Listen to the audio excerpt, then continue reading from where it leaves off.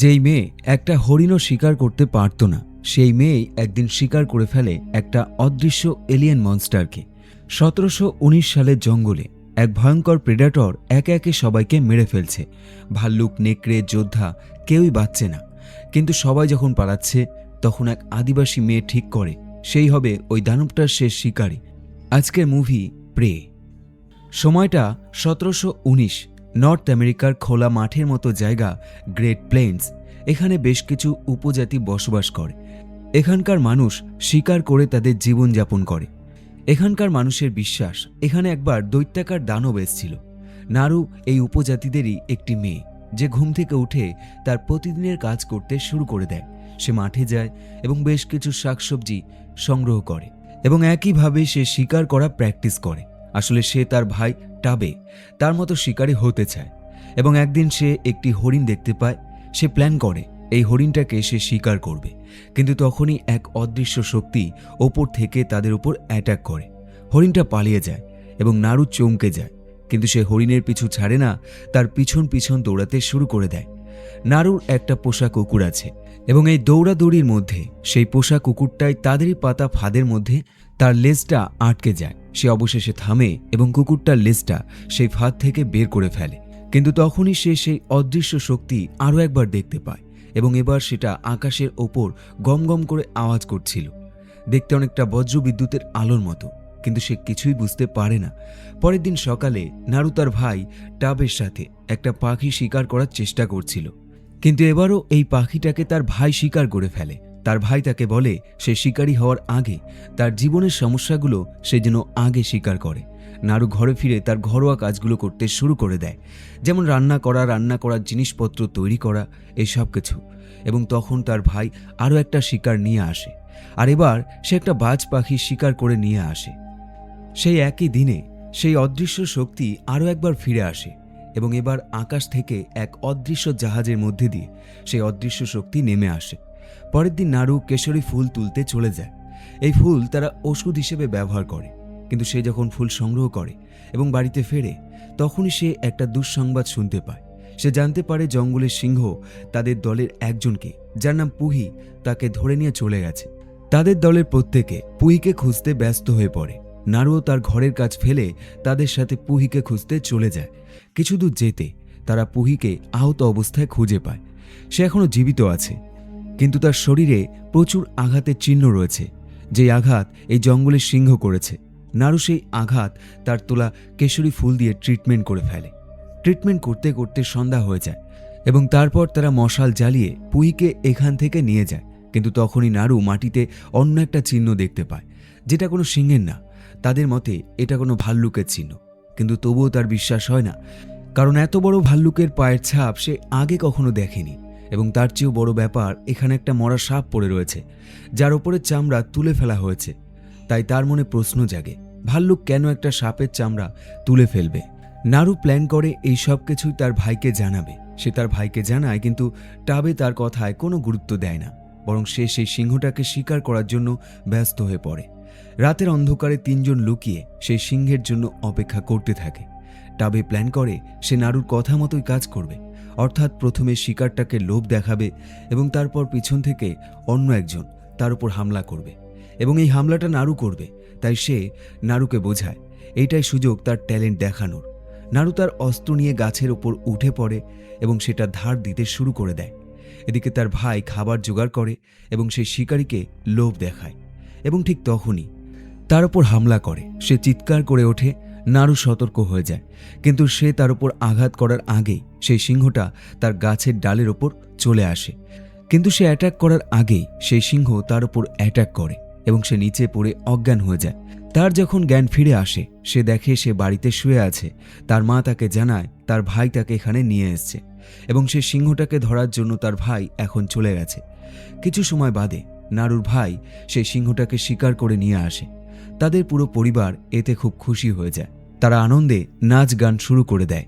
এখন সমস্যা হলো, নারুর এতে বিশ্বাস হয় না যে এই শিকার তার ভাই করেছে। তার বিশ্বাস জঙ্গলের সেই পায়ের ছাপগুলো মোটেও স্বাভাবিক নয়। তবে তাকে পরিষ্কারভাবে বলে দেয় যে শিকার সে নিজেই করেছে, এতে তোমার কোনো হাত নেই। এবং তখন গিয়ে নারুর খানিকটা রাগ হয়। সে পরের দিন সকালে ডিসাইড করে সে শিকার করেই ছাড়বে। সে তার পোষা কুকুর এবং হাতে অস্ত্র নিয়ে বেরিয়ে পড়ে। একই সময় সেই অদৃশ্য শক্তি আরও একবার ফিরে আসে। এবার সে একটা নেকড়েকে শিকার করে ফেলে। এদিকে নারু শিকার করার জেদে সে কন্টিনিউ প্র্যাকটিস চালিয়ে যায়, কিন্তু সারাটা দিন সে কাটিয়ে ফেলে, কোনো রকম শিকার দেখতে পারে না এবং শিকারও করতে পারে না। সে রাতটা বাড়িতে না গিয়ে এখানেই কাটিয়ে দেয়। পরের দিন সকাল হতে সে আবারও তার যাত্রা শুরু করে শিকার করার উদ্দেশ্যে। একই সময় সেই অদৃশ্য শক্তি এবার আর অদৃশ্য থাকে না, সে একটা প্রেডেটরের রূপ নেয়। নারু কিছু দূর যাওয়ার পর একটি জংলি মোষ দেখতে পায়, যেটা মৃত অবস্থায় পড়ে রয়েছে।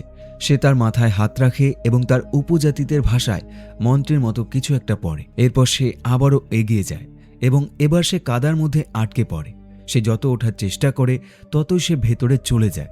সে হাতে অস্ত্র নিয়ে দড়ি বেঁধে দূরে গাছের দিকে ছুঁড়ে মারে, যাতে সেই দড়ির সাহায্যে সে ওপরে উঠতে পারে।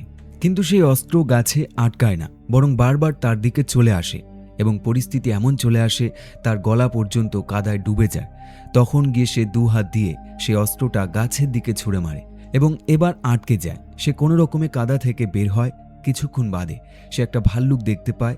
সে তার ওপর তীর ছুড়বে তার আগে ভাল্লুকটা তাদের উপর অ্যাটাক করে, কিন্তু তখনই তার পোষা কুকুরটা সামনে চলে আসে এবং ভাল্লুকটা সেই কুকুরটাকে তাড়া করতে করতে ছুটে যায়। সে অস্ত্র রেডি করতে করতে সে দেখে ভাল্লুকটা অনেক দূরে চলে গেছে। কিছুক্ষণ বাদে কুকুরটা পুনরায় ছুটে আসে এবং ভাল্লুকটা আবারও তাদের দিকে ছুটে আসে। নারু তার দিকে একটা তীর ছোড়ে, কিন্তু এতে কোনো কাজ হয় না। সে এবার ভয়ে পালাতে শুরু করে দেয়। সে একটা সময় ঘন জঙ্গলের মধ্যে ঢুকে পড়ে, কিন্তু ভাল্লুকটা সেখানে ঢুকতে পারে না এবং পুনরায় ফিরে যায়। এবং তখন গিয়ে সে লক্ষ্য করে সে অদৃশ্য শক্তি অর্থাৎ প্রেডেটর এবার ভাল্লুকের সাথে লড়াই করছে। সেটা দেখে সে অবাক হয়ে যায়। সে দেখে সেই বিশাল ভাল্লুককে সেই প্রেডেটর খুব সহজেই মেরে ফেলছে। নারু ভয়ে কাঁপতে শুরু করে। সে পুনরায় পিছনে ফিরে আসে এবং নদীতে সাঁতার কেটে পালাতে শুরু করে।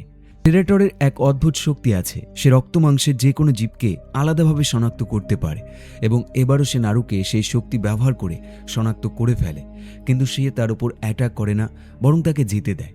নারু বাড়িতে ফিরে তাদের দলের প্রত্যেককে জানিয়ে দেয় যে সেই অদ্ভুত জীবটাকে দেখেছে এবং একইভাবে দেখেছে তার অদ্ভুত সেই শক্তি। সে বিশাল ভাল্লুকটাকে খুব সহজেই মেরে ফেলেছে। তার দলের কেউ তার কথা বিশ্বাস করে না। তারা একটাই প্রশ্ন করে যে সে যদি সেই বিশাল ভাল্লুকটাকে মারতে পারে, তবে সে কেন তার উপর অ্যাটাক করেনি? সে কিভাবে সুরক্ষিতভাবে ফিরে আসলো? নারু যখন এর কোনো উত্তর দিতে পারে না, তখন একজন মেম্বার তার উপর রেগে যায় এবং তাকে মারতে শুরু করে এবং তাকে নিয়ে বাড়ির দিকে ফিরে যায়। একইভাবে সবকিছু সেই প্রেডেটর গাছের ওপর থেকে লক্ষ্য করে। সে তাদেরকে তার শক্তি দিয়ে স্ক্যান করে নেয়। কিছু দূর যেতেই তারা যখন জঙ্গলের মাঝখানে বিশ্রাম নেয়, ঠিক তখনই সেই প্রেডেটর ফিরে আসে এবং সে সবার প্রথমে সেই ছেলেটিকে মেরে ফেলে যে নারুর উপর অ্যাটাক করেছিল। এবং তার মেরে ফেলার ধরন একটু ভিন্ন। সে সবার প্রথমে লেজার দিয়ে টার্গেট করে এবং তারপর সে তার অস্ত্র দিয়ে ঠিক সেই জায়গায় আঘাত করে। বেঁচে থাকা দুজন সেই অদৃশ্য শক্তির সাথে লড়াই করার জন্য ছুটতে শুরু করে দেয় এবং অজান্তেই একটা তীর সেই প্রেডেটরের গায়ে লেগে যায় এবং তখন তারা দেখতে পায় তার শরীরটাকে। নারুর হাত বাঁধা ছিল, সে হাত খোলার চেষ্টা করে এবং যখন সে খুলে ফেলে ততক্ষণে সে দেখে তাদের দলের দুজনকে সেই প্রেডেটর মেরে ফেলেছে। সে দৌড়ে পালাতে শুরু করে এবং কিছু দূর যেতে সে তাদেরই আরও একজন মেম্বারকে দেখতে পায়। সে লুকিয়ে সবকিছু দেখছিল। সে তাকে চুপচাপ বসে পড়তে বলে এবং সে তার অস্ত্রটা সেই প্রেডেটরের দিকে টার্গেট করে। কিন্তু তখনই নারু দেখতে পায় তার কপালে সেই 3টে লেজার লাইটের আলো। সে বুঝতে পারে এবার তাকে সে মেরে ফেলবে। সে সঙ্গে সঙ্গে তার মাথা সরিয়ে তাকে বাঁচায় এবং তারা দুজন পালাতে শুরু করে।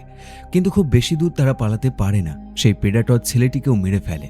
নারু দৌড়ে একটি জঙ্গলের মধ্যে আসে, কিন্তু সেখানে তাদের পাতা একটা ফাঁদের মধ্যে তার পা আটকে যায়।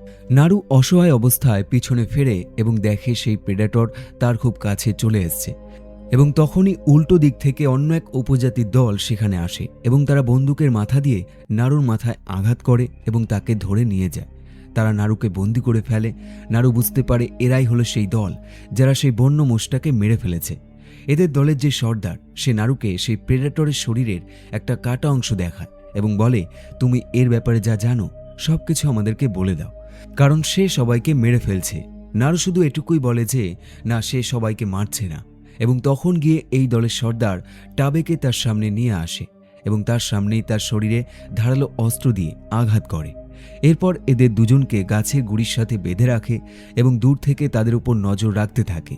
এই দলের বিশ্বাস এরা দুজন নিশ্চয়ই কিছু না কিছু জানে এবং ঠিক তখনই পিছন থেকে সেই প্রেডেটর তাদের দলের মেম্বারদেরকে একজন একজন করে মেরে ফেলে। বেঁচে থাকা দুজন খুব বেশি সময় বেঁচে থাকতে পারে না।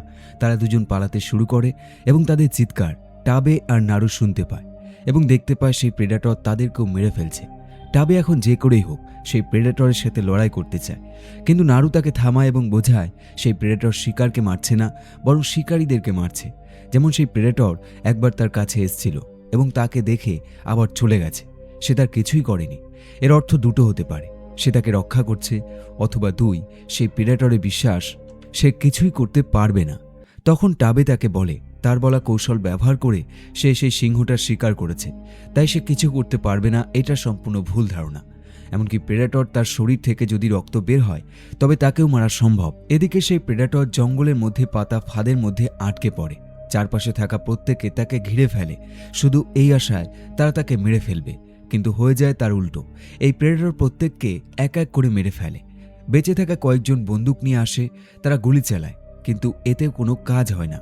টাবে এবং নাড়ু দূর থেকে সেই মানুষগুলোর চিৎকার শুনতে পায় এবং তারা যখন নিজেদেরকে মুক্ত করার জন্য উঠে পড়ে লাগে, নাড়ু তার ভাইকে নিচু হতে বলে এবং তার সামনে থাকা একটি ফাঁদের মধ্যে তাদের হাতের দড়িটা নিয়ে যায় এবং সেটা কেটে ফেলে। নাড়ু এক মুহূর্ত দেরি না করে সোজা চলে যায় ওই উপজাতিদের বাসস্থানের কাছে, যেখানে তার কুকুরটাকে তারা বেঁধে রেখেছে। সে কুকুরটাকে ছাড়ানোর জন্য সেখানে থাকা কিছু মানুষের সাথে লড়াই করে। এই লড়াইয়ে সে জিতে যায়। সে যখন বিশ্রাম নেয় ঠিক তখনই একজন আহত মানুষ তার দিকে আসে। তার একটা পা নেই। সে রিকোয়েস্ট করে সে যেন তার ট্রিটমেন্ট করে। নাড়ু তার কেশরী ফুল তাকে খাইয়ে দেয়, কিন্তু তখনই সেখানে প্রেডেটর চলে আসে। নাড়ু লুকিয়ে পড়ে এবং সে আহত ব্যক্তি মরার অভিনয় করতে শুরু করে দেয়। নাড়ু লক্ষ্য করে তার কেশরী ফুলের কারণে এই প্রেডেটর তাকে মৃত মনে করছে, কিন্তু পরের মুহূর্তেই প্রেডেটর যখন সেই ব্যক্তির কাটা পায়ে পা দেয় তখন সে চিৎকার করে ওঠে এবং প্রেডেটর তাকেও মেরে ফেলে। প্রেডেটর এবার নাড়ুর কুকুরটাকে দেখতে পায়, যে তাকেও মেরে ফেলার জন্য প্রস্তুত হয়ে যায়, কিন্তু তখনই পিছন থেকে টাবে ছুটে আসে এবং সজোরে প্রেডেটরের মাথায় আঘাত করে। এতে তার মাথায় থাকা হেলমেটটা খুলে নিচে পড়ে যায়। এই হেলমেটটা ছিল প্রেডেটরের দৃষ্টিশক্তি। এই হেলমেট থেকে 3টে লেজার লাইট বের হয় এবং সেই লেজার লাইট যেখানে পড়ে তার অস্ত্রের গুলি সেখানে ছুটে যায়। এখন যেহেতু সেটা খুলে গেছে তাই সে যতবার ফায়ার করে সেটা ভুল জায়গায় চলে যায়। নাড়ু এই সব কিছু লক্ষ্য করছিল। প্রেডেটর তার হেলমেট আবার পরে নেয় এবং টাবে আরও একবার তার মাথার উপর আঘাত করে, কিন্তু এবার তার হেলমেটটা খোলে না। টাবে তার সাথে লড়তে শুরু করে এবং হঠাৎ প্রেডেটর অদৃশ্য হয়ে যায়। নাড়ু তার ভাইকে বোঝায় তাদেরকে এখনই যেতে হবে, কিন্তু তার ভাই তার কথা শোনে না। তার মতে সেই প্রেডেটরকে সে মারতে পারবে। ঠিক তখনই পিছন থেকে প্রেডেটরটা টাবেকে মেরে ফেলে। নাড়ু এখান থেকে পালিয়ে যায় এবং সোজা নদীর কাছে চলে যায়। সে তার হাতে পায়ে লেগে থাকা রক্ত পরিষ্কার করতে শুরু করে, কিন্তু একইভাবে তার চোখ থেকে জল বেরিয়ে আসে। এই খবর যখন গ্রামবাসী জানতে পারে তাদেরও মন দুঃখী হয়ে যায়। এরপর নাড়ু ডিসাইড করে সে সেই প্রেডেটরকে মেরে ফেলবে। সে সবার প্রথমে সেই মানুষটিকে খুঁজে বের করে যে বন্য মোষটাকে মেরে ফেলেছিল। রাতের অন্ধকারে সে তার কাছে যায়। সে দেখে তার একটা পা কাটা এবং এমন অবস্থায় সে যন্ত্রণায় চিৎকার করছে। সে সবার প্রথমে তার সেই কেশরী ফুল খেয়ে নেয়, যেটা খেলে প্রেডেটর মনে করে যে মানুষটি মরে গেছে এবং তার প্ল্যানে কাজ হয়। প্রেডেটরটা যখন এখানে আসে এবং নাড়ু সেখানে দাঁড়িয়ে থাকা সত্ত্বেও প্রেডেটরটা তাকে দেখতে পারে না, বরং দেখতে পায় সেই আহত মানুষটিকে। প্রেডেটরটার সামনে এগোয় এবং সেই আহত মানুষটিকে মেরে ফেলে। নাড়ুর প্রথম বদলা সম্পূর্ণ হয়ে যায়। সে চেয়েছিল যে বন্য মোষটাকে মেরে ফেলেছিল তাকে মেরে ফেলতে এবং প্রেডেটর তার কাজ করে দিয়েছে। এখন তার লক্ষ্য হলো দ্বিতীয় বদলা। সে তার হাতের বন্দুকটা তোলে এবং প্রেডেটরের মাথার পিছন থেকে গুলি চালায়। এতে প্রেডেটরের হেলমেটটা আরও একবার খুলে যায় এবং সেই হেলমেটটা নিয়ে সে এখান থেকে পালিয়ে যায়। নাড়ু ভালোভাবে জানে এই হেলমেটটাই হলো সেই প্রেডেটরের আসল শক্তি। এটা ছাড়া সে দেখতে পাবে না এবং এর মধ্যে থেকে যে লেজার লাইট বের হয় এবং যেদিকে পড়ে সেদিকেই তার অস্ত্র ছুটে যায়। প্রেডেটরটা কিছু না দেখতে পেয়ে আস্তে আস্তে তার দিকে এগিয়ে আসে। নাড়ু আগের থেকে গাছের ওপর উঠে প্রস্তুত হয়ে যায় তার উপর অ্যাটাক করার জন্য এবং একটা সময় তার ধারালো কুঠার ব্যবহার করে তার পিঠের ওপর লাফিয়ে পড়ে এবং তার উপর আঘাত করে, কিন্তু এতে কোনো কাজ হয় না। উল্টো প্রেডেটরটা আরও হিংস্র হয়ে ওঠে। নারু দৌড়াতে শুরু করে এবং প্রেডেটর তার পিছনে দৌড়াতে থাকে। একটা সময় প্রেডেটর তাকে বন্দি করে ফেলে, তার গলায় তার ধারালো অস্ত্র দিয়ে চেপে ধরে। কিন্তু সে যেহেতু দেখতে পারছিল না, তাই সে সঠিকভাবে আঘাতটাও করতে পারছিল না। এই সুযোগে নারু প্রেডেটরের মুখের একটা দাঁত খুলে ফেলে। এতে প্রেডেটর তার থেকে দূরে সরে যায়। নারু আরও একবার তার ধারালো অস্ত্র দিয়ে প্রেডেটরের ওপর অ্যাটাক করে এবং এবার প্রেডেটর সেই কাদার মধ্যে ডুবে যায়, যে কাদার মধ্যে একবার নারুও ডুবে গিয়েছিল। কিন্তু এতে কোনো কাজ হয় না। কিছুক্ষণ পর সেই কাদা থেকে প্রেডেটর আবারও বেরিয়ে আসে। নারু এবার তার প্ল্যানটা ব্যবহার করে। সে প্রেডেটরের হেলমেটটা এমনভাবে সেট করে যাতে তার লেজার লাইট প্রেডেটরের দিকে পড়ে এবং এমন অবস্থায় প্রেডেটর তার অস্ত্র দিয়ে যখন ফায়ার করে, সেই অস্ত্র ঘুরে গিয়ে প্রেডেটরের শরীরের মধ্যে ঢুকে যায় এবং ফাইনালি তার মৃত্যু হয়ে যায়। যেই নারু কোনোদিন শিকার করতে পারত না এবং তার স্বপ্ন ছিল শিকার করা, সে সবচেয়ে ভয়ানক এবং বিশালাকার প্রেডেটরকে মেরে ফেলেছে। সে তার কাটা মাথাটা তাদের গ্রামে নিয়ে আসে। গ্রামবাসী পুরো অবাক হয়ে যায় এবং গ্রামে তার সম্মান আরও বেড়ে যায়। আর এই মুভিটা এখানেই শেষ হয়ে যায়। কমেন্ট করে লিখুন আপনার মতামত এবং ভিডিওটি ভালো লাগলে অবশ্যই লাইক করুন। চ্যানেলে নতুন হলে সাবস্ক্রাইব করুন। আবার দেখা হবে পরের একটি ভিডিওর সাথে। দেখতে থাকুন বেস্ট অফ হলিউড।